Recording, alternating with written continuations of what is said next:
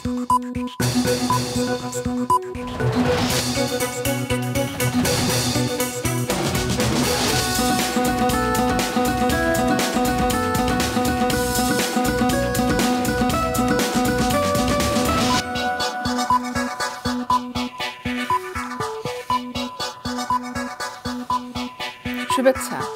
স্বাগত দুপুরের মাছরাঙা সংবাদে। আপনাদের সঙ্গে আছি আমি সাবরিনা হাসনাত। শুরুতে গার্ডিয়ান লাইফ ইন্স্যুরেন্স সংবাদ শিরোনাম।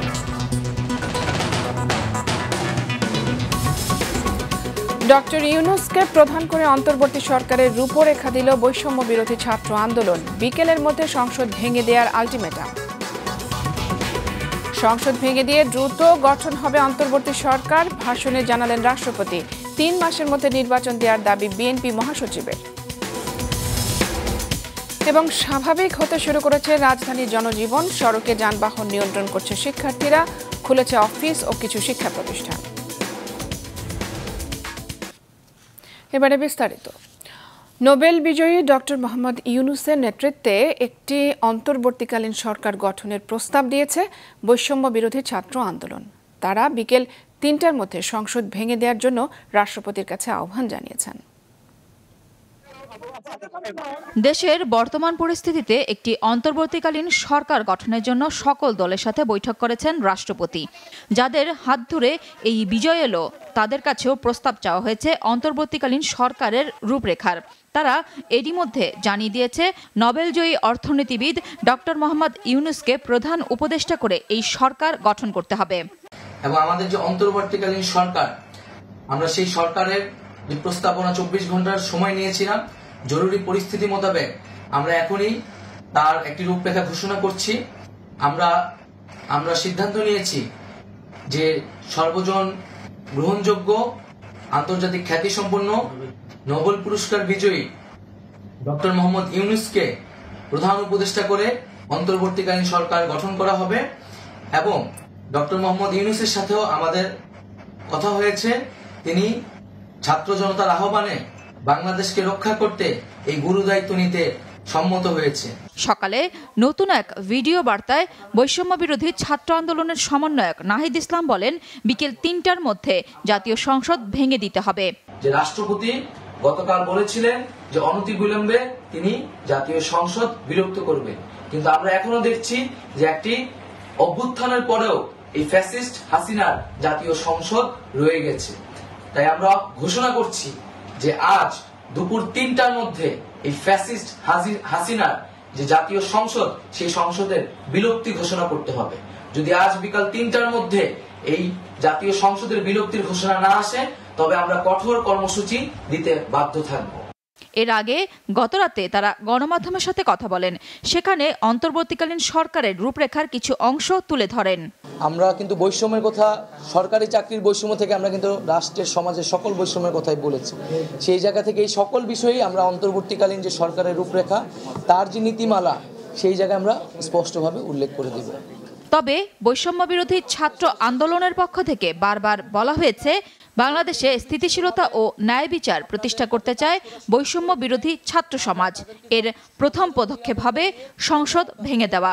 তারা সবার প্রতি আহ্বান জানান শান্তিপূর্ণভাবে অবস্থান করার। নুরুন নাহার উইলি, মাছরাঙা সংবাদ, ঢাকা। উদ্ভূত পরিস্থিতিতে জাতীয় সংসদ ভেঙে দিয়ে অন্তর্বর্তীকালীন সরকার গঠন করে দ্রুত জাতীয় নির্বাচনের ব্যবস্থা করা হবে।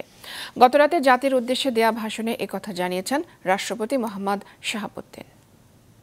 সভায় বৈষম্য বিরোধী ছাত্র আন্দোলনের নিহত শহীদদের স্মরণে শোক প্রস্তাব গৃহীত হয়। এছাড়া জরুরি ভিত্তিতে একটি অন্তর্বর্তীকালীন সরকার গঠনের সিদ্ধান্ত নেওয়া হয়। সকল দল ও অংশীজনদের সাথে আলোচনা করে গঠিত অন্তর্বর্তীকালীন সরকার যত দ্রুত সম্ভব নির্বাচনের ব্যবস্থা করবে। বৈষম্য বিরোধী ছাত্র আন্দোলন ও বিভিন্ন মিথ্যা মামলায় আটকসহ সকল বন্দীদের মুক্তি দেওয়া হবে। বৈষম্য বিরোধী ছাত্র আন্দোলনের নিহতদের পরিবারদের ক্ষতিপূরণ প্রদান ও আহতদের সুচিকিৎসার প্রয়োজনীয় সকল সহায়তা দেওয়া হবে। সর্বসম্মতিক্রমে বিএনপির চেয়ারপারসন বেগম খালেদা জিয়াকে মুক্তি দেওয়ার সিদ্ধান্ত নেওয়া হয়। আমি দেশের আইন শৃঙ্খলা পরিস্থিতি স্বাভাবিক করতে এবং লুপ্তরাজ ও ধ্বংসাত্মক কর্মকাণ্ড বন্ধ করতে রাজনৈতিক দলগুলোর প্রতি আহ্বান জানাচ্ছি। জনগণের জানমাল ও রাষ্ট্রীয় সম্পদ রক্ষায় সশস্ত্র বাহিনীকে কঠোর পদক্ষেপ নেওয়ার নির্দেশ প্রদান করছি। সাম্প্রদায়িক সম্প্রীতি ও সংখ্যালঘুদের নিরাপত্তা নিশ্চিত করতে এবং সরকারি সম্পত্তি রক্ষায় সকলকে এগিয়ে আসার আহ্বান জানাচ্ছি। দেশের অর্থনীতি, প্রশাসন ও শিল্প কল কারখানা চালু রাখার লক্ষ্যে সকলকে কার্যকর ভূমিকা রাখার আহ্বান জানাই। প্রিয় দেশবাসী, আসুন আমরা দেশকে বাঁচাতে একযোগে কাজ করি। পারস্পরিক হিংসা বিদ্বেষ ভুলে ও প্রতিহিংসার ঊর্ধ্বে উঠে দেশকে এগিয়ে নিতে নিজ নিজ অবস্থান থেকে ভূমিকা রাখার জন্য আমি বিনয়ের সাথে আপনাদের প্রতি অনুরোধ করছি। একটি সুন্দর ও সোনালী ভবিষ্যতের প্রত্যাশায় আমরা এগিয়ে যাব ইনশাআল্লাহ। আগামী 24 ঘন্টার মধ্যে সংসদ ভেঙে দিয়ে একটি অন্তর্বর্তীকালীন সরকার গঠনের জন্য রাষ্ট্রপতির কাছে আবারও আহ্বান জানিয়েছেন বিএনপির মহাসচিব মির্জা ফখরুল ইসলাম আলমগীর।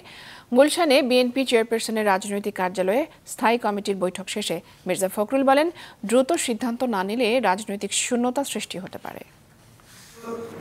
শেখ হাসিনা পদত্যাগ করে পালিয়ে গেছে, সেই কারণে এখন শেখ হাসিনার ক্যাবিনেট পুরোপুরিভাবে আপনার বিলুপ্ত হয়ে গেছে। 3 মাসের মধ্যে তারা নির্বাচন করে নির্বাচিত সরকারের কাছে ক্ষমতা হস্তান্তর করবে। 24 ঘন্টার মধ্যেই এই কাজগুলো সমাধান করতে হবে, অন্যথায় দেশে আবার রাজনৈতিক শূন্যতা দেখা দিতে পারে। ছাত্রদের প্রতি আমাদের সম্পূর্ণ আস্থা আছে, এই আস্থা আমাদের আছে এবং আমরা তাদের প্রতি তাদের আন্দোলনের সঙ্গে একাত্মবোধ করেছি, তাদের সঙ্গে আমরা একাত্মবোধ করছি। তবে আমি প্রত্যাশা করব যে এখানে সর্বদলীয় ব্যাপারটার গুরুত্ব দেওয়া উচিত, যে জিনিসটা অত্যন্ত গুরুত্বপূর্ণ। কয়েকদিনের অচলাবস্থা ক্রমশ কেটে স্বাভাবিক হতে শুরু করেছে রাজধানীর পরিবেশ। সকালে বেশিরভাগ সড়কে যান চলাচল শুরু হলেও তেমন দেখা যায়নি আইন শৃঙ্খলা বাহিনীর উপস্থিতি। খুলেছে অধিকাংশ অফিস ও ব্যবসা প্রতিষ্ঠান, খুলেছে কিছু শিক্ষা প্রতিষ্ঠানও। ছাত্র জনতার অভ্যুত্থানের পর দেশের বিভিন্ন স্থানে তীব্র উত্তেজনা আর সহিংসতার খবরে সকালে বিভিন্ন গণমাধ্যমের প্রকাশ পায়, আর তা নিয়েই আজ দিনের শুরুটা করেছেন রাজধানীবাসী। তাদের সবারই প্রত্যাশা শান্ত হোক দেশ। সুন্দরভাবে দেওয়ার জন্য পরিচালনা হয়, জনগণ যেন সুন্দরভাবে থাকতে পারে, এটাই চাওয়া পাওয়া। গতরাতেই শিক্ষা প্রতিষ্ঠান, ব্যাংক, সরকারি বেসরকারি অফিস খুলে দেওয়ার ঘোষণা আসে। সকালের ঢাকায় সেই ঘোষণার প্রথম প্রকাশ ঘটে সড়কে সড়কে। গত কয়েকদিনের পর যানবাহন চলাচলে কিছুটা স্বাভাবিকতা চোখে পড়ে, তবে ছিল না পর্যাপ্ত গণপরিবহন। রাজধানীর অধিকাংশ রাস্তায় ট্রাফিক পুলিশের উপস্থিতি দেখা যায়নি। বেলা 12টার পর দেখা গেল বিজয় সরণি মোড়ে কয়েকজন স্বেচ্ছাসেবী শিক্ষার্থী গাড়ির সিগন্যাল নিয়ন্ত্রণ করছেন। Jahangir Gate, Farm Gate, Karwan Bazar, Bangla motor, Shahbag মোড়েও ছিল প্রায় একই চিত্র। বেলা 11টার দিকে সচিবালয়ের অধিকাংশ কর্মকর্তা কর্মচারীকেই অফিস থেকে বেরিয়ে যেতে দেখা গেছে, কিন্তু ঠিক কী কারণে বেরিয়ে গেলেন সে বিষয়টি কেউই স্পষ্ট করেননি। বুঝে উঠতে পারছি না। আমরা তো অফিসে আসছি, হঠাৎ করে একটা খবর এলো, কে কোথায়, মানে একজনের কান থেকে একজনের, কে নির্দিষ্ট বলা যায় না যে তাড়াতাড়ি বেরোয় যাও। সবাই দেখে নেমে যাচ্ছে, পরে বলো যে নামেন সবাই, কেউ থাকবেন না, এতে নেমে চলে আসলাম। দ্বিধাবোধ করতে দিতে সকালে আসলাম, এখন চলে যাব, নিজেদের কাছে খারাপ লাগে, কারণ দুপুরে লাঞ্চ পর্যন্ত নিয়ে আসছি। সরকারি অধিকাংশ ব্যাংক, শিক্ষা প্রতিষ্ঠান খুললেও বেসরকারি ব্যাংকগুলো পুরোপুরি কাজ শুরু করেনি, বন্ধ ছিল লেনদেনও। ব্রাঞ্চটা বন্ধ, টাকা তুলতে পারিনি। ওইখান থেকে আসছি আমি রিক্সা নিয়ে, আবার এখানে এই 11 নম্বর, এটা 11:30, এখানে আসছি হেড অফিসে, এখানে মানে এখানকার তো হেড, এখানে আইসা দেখে এটাও বন্ধ। কিছু কিছু স্কুল খুলেছে, তবে বন্ধ রয়েছে সরকারি বেসরকারি বিশ্ববিদ্যালয় ও অধিকাংশ কলেজ। কাউসার সোহেলি, মাছরাঙ্গা সংবাদ, ঢাকা। এদিকে দেশের বিভিন্ন স্থানেও আজ স্কুল, কলেজ ও অফিস আদালত খুলেছে। চট্টগ্রাম সহ বিভিন্ন এলাকার সড়ক মহাসড়কে মানুষের আনাগোনা বেড়েছে।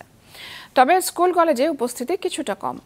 বিশৃঙ্খলা না থাকায় স্বস্তির কথা জানিয়েছেন অনেকেই। তবে দূরপাল্লার যানবাহন চলাচল করছে তুলনামূলক কম। চট্টগ্রাম সহ বিভিন্ন বন্দরের কার্যক্রম স্বাভাবিক রয়েছে। জাহাজে পণ্য ওঠানো নামানোর কাজ চলছে। পণ্য ডেলিভারি কার্যক্রম স্বাভাবিক থাকায় বিভিন্ন গন্তব্যের উদ্দেশ্যে পণ্য নিয়ে ছেড়ে যায় ট্রাক ও কাভার্ড ভ্যান সহ পণ্যবাহী সব পরিবহন।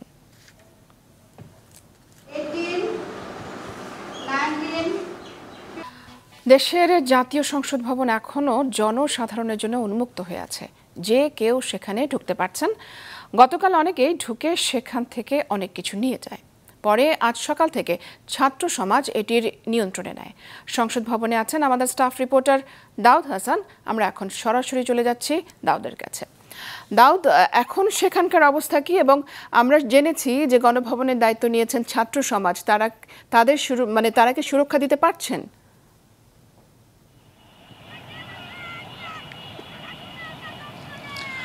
সাবরিনা, আপনাকে প্রথমে জানিয়ে রাখতে চাই, আসলে সংসদ ভবনে এখনও উচ্ছ্বাস, আনন্দ, সাধারণ জনগণ সেটি কিন্তু আমরা দেখতে পেয়েছি।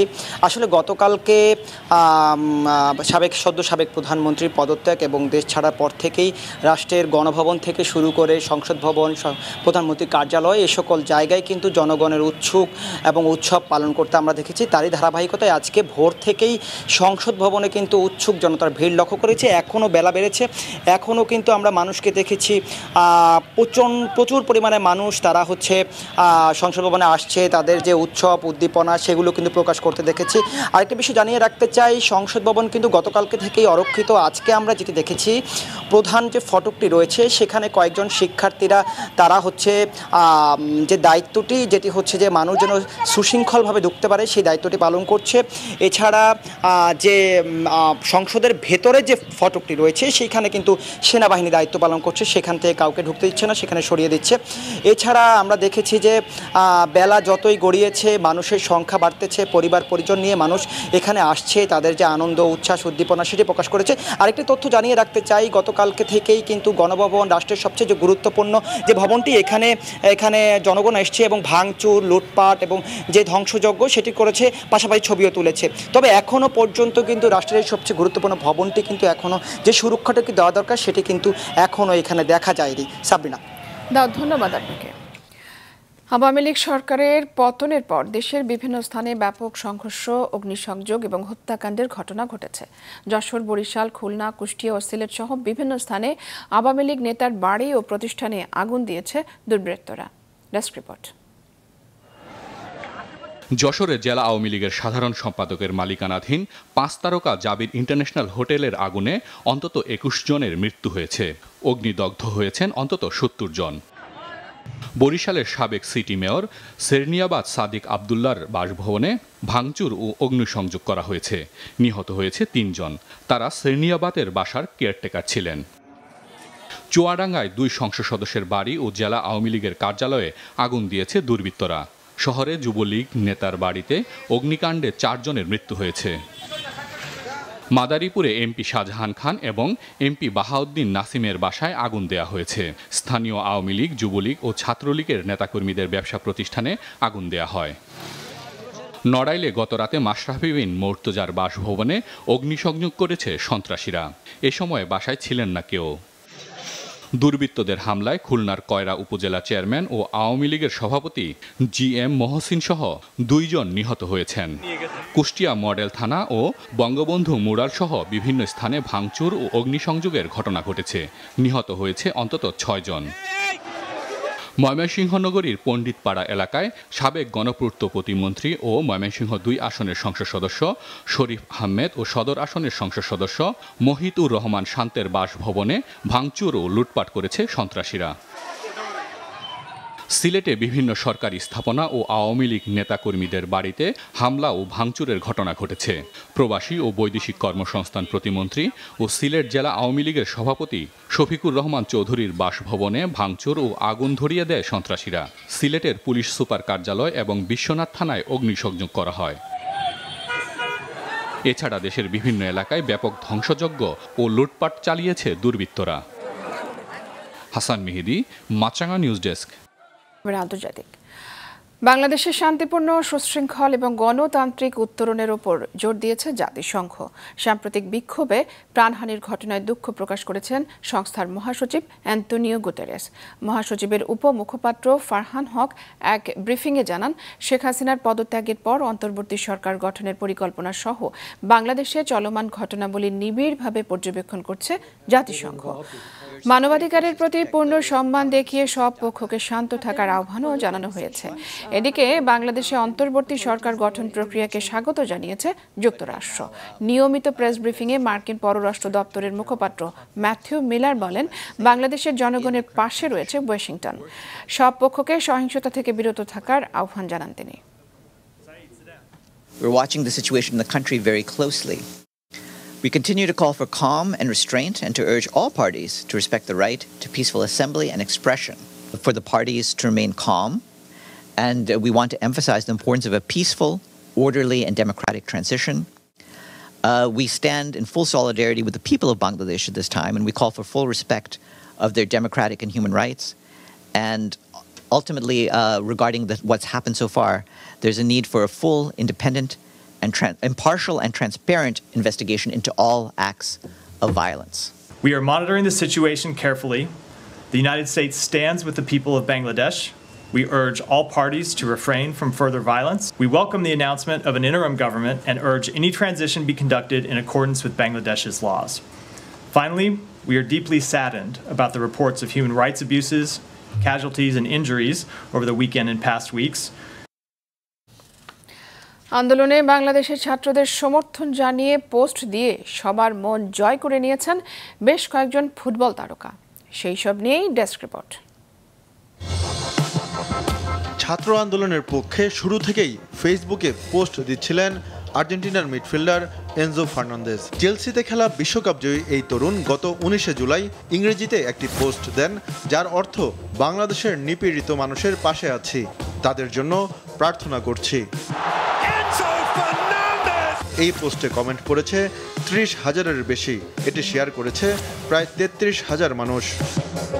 3 দিন আগে আরও একটি পোস্ট করেন তিনি, যা ফুটবল বিশ্বে ভাইরাল হয়। সেখানে এনজো ফার্নান্দেজ লিখেন, বাংলাদেশে থাকা আমার সব ফলোয়ারকে বলছি, তোমাদের কথা আমার কানে এসেছে, আমার প্রার্থনা তোমাদের সঙ্গে আছে। এই পোস্টে কমেন্ট করেছে 78,000-এর বেশি এবং শেয়ার হয়েছে 129,000। এনজো ফার্নান্দেজের আর কোনো পোস্ট এত শেয়ার হয়নি এর আগে। 4 আগস্ট ফেসবুকে সরব হন স্পেনের তরুণ ফুটবলার পাবলো গাভি। তিনি পোস্ট করেন, বাংলাদেশে যা হচ্ছে তা জানতে পেরে আমি মর্মাহত। আশা করি দ্রুত সবাই এই অবস্থা কাটিয়ে উঠবে, আমি সবার পাশে আছি। গাভির এই পোস্ট শেয়ার করেন এনজো ফার্নান্দেজ। একই দিন ঠিক একই কথা লিখে ফেসবুকে পোস্ট দেন আর্জেন্টাইন ডিফেন্ডার ক্রিশ্চিয়ান রোমেরো। সমর্থন জানান ছাত্র আন্দোলনের প্রতি।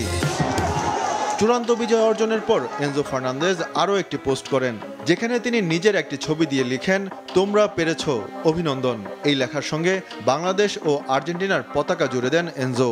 ক্রিশ্চিয়ান রোমেরো একইভাবে অভিনন্দন জানান বিজয় অর্জনকারী ছাত্রদের। বাংলাদেশের ছাত্রদের বিজয় অর্জনের পর ফেসবুকে পোস্ট করেন বর্তমান সময়ের সেন্সেশন উঠতি তারকা, গত ইউরো মাতানো টিনেজার লামিনে ইয়ামাল। তিনি লিখেন, আমি ফিরে এসেছি, অভিনন্দন বাংলাদেশ, তোমরা ঠিকমতো কাজটি শেষ করতে পেরেছ। শাহরিয়ার পামির, মাছরাঙা নিউজ ডেস্ক। দুপুরের সংবাদ শেষ করছি, যাবার আগে গার্ডিয়ান লাইফ ইন্স্যুরেন্স সংবাদ শিরোনামগুলো জানিয়ে দিচ্ছি আরও একবার। ডক্টর ইউনূসকে প্রধান করে অন্তর্বর্তী সরকারের রূপরেখা দিল বৈষম্য বিরোধী ছাত্র আন্দোলন, বিকেলের মধ্যে সংসদ ভেঙে দেওয়ার আলটিমেটাম। সংসদ ভেঙে দিয়ে দ্রুত গঠন হবে অন্তর্বর্তী সরকার, ভাষণে জানালেন রাষ্ট্রপতি। 3 মাসের মধ্যে নির্বাচন দেওয়ার দাবি বিএনপি মহাসচিবের।